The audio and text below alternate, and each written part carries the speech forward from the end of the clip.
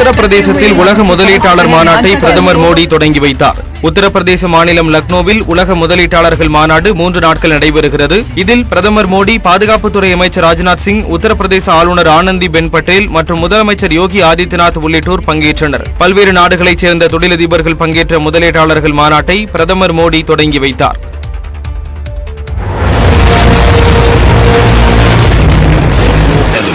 propelling Uttar Pradesh towards a global takeoff.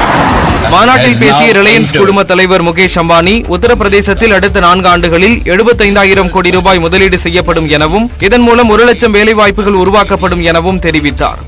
Our nation has transformed remarkably since you have become Prime Minister in 2014.